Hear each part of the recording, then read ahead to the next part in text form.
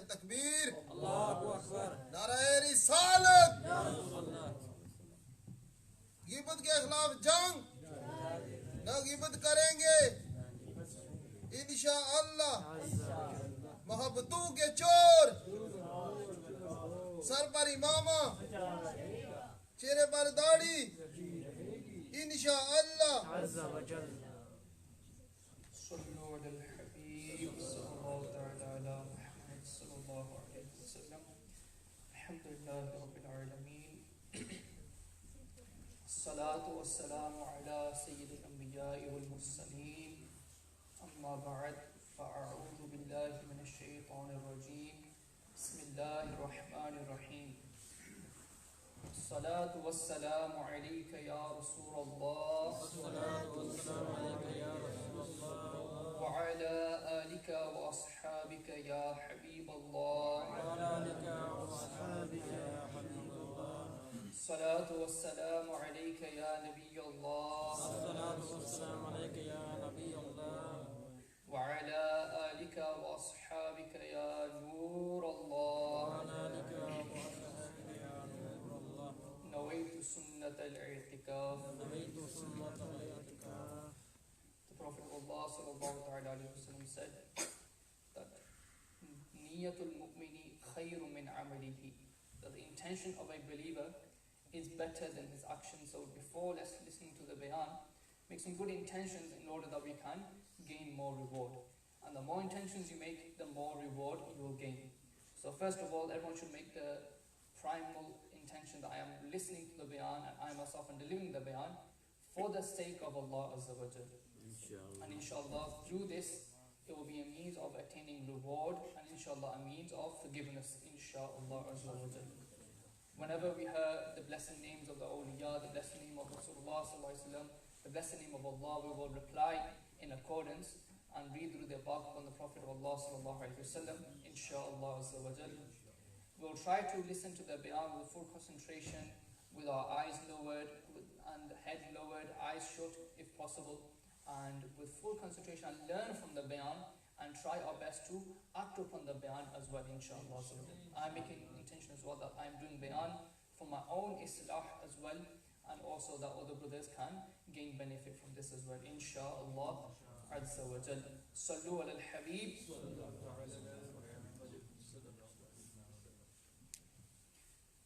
There are many benefits of reciting salawat and salam upon our beloved Master sallallahu alaihi wasallam. In Mujma'ul Kaba'ir is being mentioned a very beautiful hadith that Rasulullah sallallahu alaihi wasallam said, "Haythuma kuntum fasallu alayya." That wherever you are, recite salat upon me. فَإِنَّ صَلَاتَكُمْ تَبْلُغُنِي, that indeed your salawat, your salutation that you send upon me reaches me.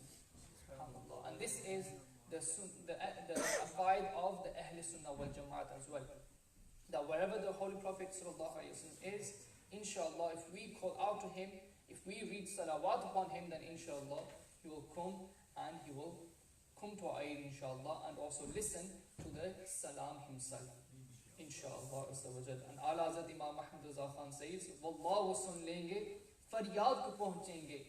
Wallah wa sun lenge, faryad ko pahunchenge.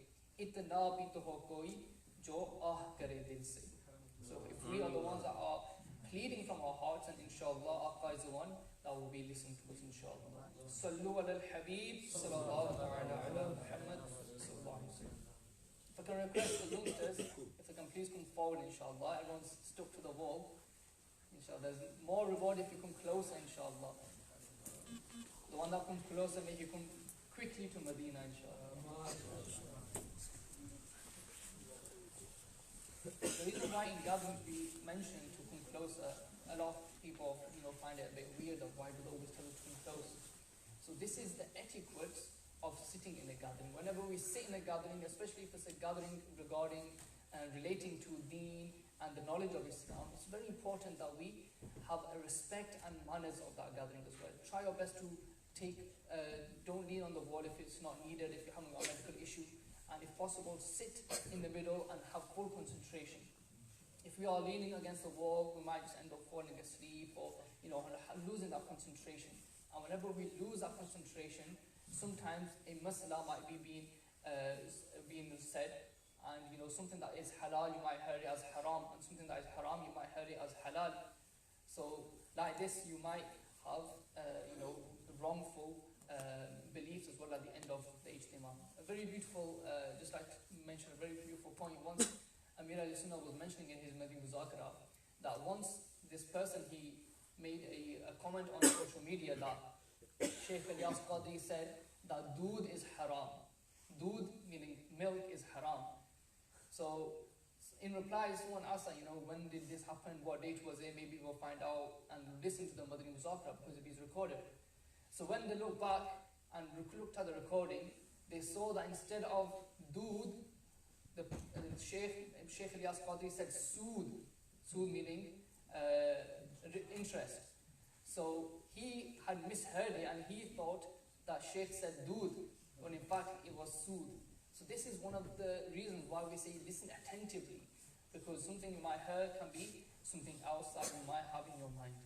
Sallu ala al-Habeeb, sallallahu ta'ala ala Muhammad sallallahu alayhi wa sallam. And coincidentally, the topic of today's Bayaan is regarding respect as well.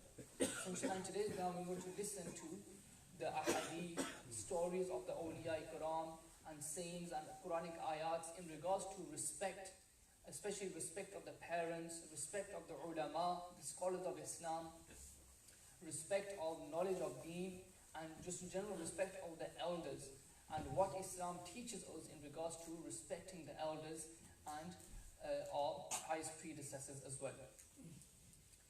I'd like to present to you two very beautiful ahadith in regards to respect of the parents and the elders.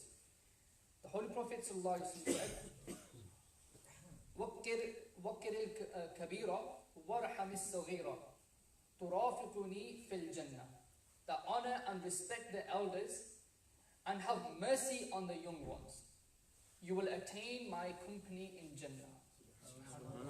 So if we want the company of Rasulullah in Jannah, and without doubt everyone wants that. Whenever we make dua, Ya Allah, give us Jannatul Firdaus. Why do we say Jannatul Firdaus? Because Aqa will be there as well. So whenever we make dua that Ya Allah, give us Jannatul Firdaus. But unfortunately our amal, our action are against the du'as that we make. We don't respect our elders, and the elders, they don't have mercy on the youngsters. So this is very important hadith that we take heed from. In another hadith, the Holy Prophet ﷺ, the Rasul of Rahmah ﷺ said, enlarge your gatherings, i.e. make space for a scholar due to his knowledge, for an elder due to his age, and for a ruler due to his status. So whenever we are in a gathering and a scholar comes, make space for him. Whenever an elderly person comes, make space for him. He is elder, one of our elders. And if there's a ruler or maybe someone that is got a status in the community, then make space for him as well, as he has a status amongst the community. And we should also respect that, what he has got and what Allah Azza wa Jal has granted him. Sayyidina Bayezid Bastami, rahmatullahi ta'ala alayhi, he said that during a very cold night, my mother asked me to bring water. I went to bring a glass of water, but she had fallen asleep when I came. I did not feel it appropriate to wake her up. Therefore, I stood near her, holding the glass of water in my hand, so that when she would wake up, I would present the glass of water to her. I stood for quite a while. In the meantime, some water spilled over my finger and froze due to the coldness, and it became into ice. When my mother woke up, I presented the glass of water to her, and my fingers that had been adhered to the glass due to the ice, as soon as I detached my fingers from the glass, the skin came off, causing my skin to bleed. Seeing this, my mother asked that, what is this? And I told her the whole story, that how I went to grab a glass of water for you, but I saw you asleep, and then I waited here all night.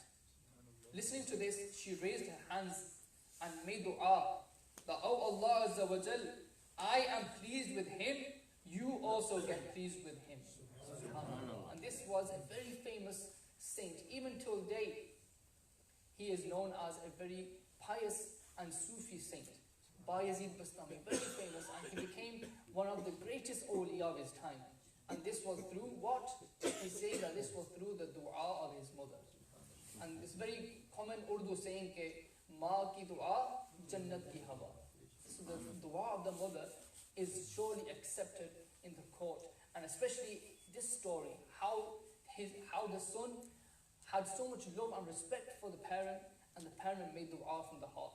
So we as well as children and as parents should make dua from our hearts as well for our children. And if we are the children ourselves, then we should do such amal, such actions that will please our parents, that they themselves make dua from their heart as well. And unfortunately, in today's day and age, this is it's a big epidemic, that the youngsters, the children, not even youngsters, sometimes in the early 30s, in the 40 years old, but still they do not respect their parents. And this is probably one of the reasons why there are many problems in the world. That when we disrespect our parents, when we speak back to them, when we do not listen to what they say, and do not follow their commands which don't go against Sharia, that is when calamities fall upon us. And that is when our problems enter into our lives. So the more we respect our elders, the more we respect our parents, inshallah, we will find more tranquility in our life and more problems to be removed as well, inshallah. In regards to respect of the parents, Allah Azza wa Jalla himself has mentioned in his glorious book, the Quran, which is the most authentic book according to the Muslims, and also it is the book which we derive our hidayat from, we derive our guidance from. What does Allah Azza wa Jalla say? In Surah Bani Israel, ayah number 23 and 24, Allah Azza wa Jalla says, وَبِالْوَالِدَيْنِ إِحْسَانًا إِمَّا يَبْلُغَنَّ عِنْدَكَ الْكِبَرَ أَحَدُهُمَا أَوْ كِلَاهُمَا فَلَا تَقُل لَّهُمَا أُفٍّ وَلَا تَنْهَرْهُمَا وَقُل لَّهُمَا قَوْلًا كَرِيمًا وَاخْفِضْ لَهُمَا جُنَاحَ الذُّلِّ مِنَ الرَّحْمَةِ وَقُل رَّبِّ ارْحَمْهُمَا كَمَا رَبَّيَانِي صَغِيرًا. Translation from Kanzul Iman. And treat parents with goodness. If one of them or both reach old age in front of you, do not even say uff to them, and do not scold them, and speak to them with words of respect. And spread for them the arm of humbleness with a soft heart, and request humbly that, O my Lord, have mercy on them, just as they brought me up in my childhood. So Allah Azza wa Jalla himself is ordering us that we be kind and respectful to our parents. Do not even say the words uff in front of them. If they tell you to do something, don't get angry and say uff. And some people here, they take the wrong meaning. Sometimes you see children, they be, unfortunately hitting their parents or shouting at them.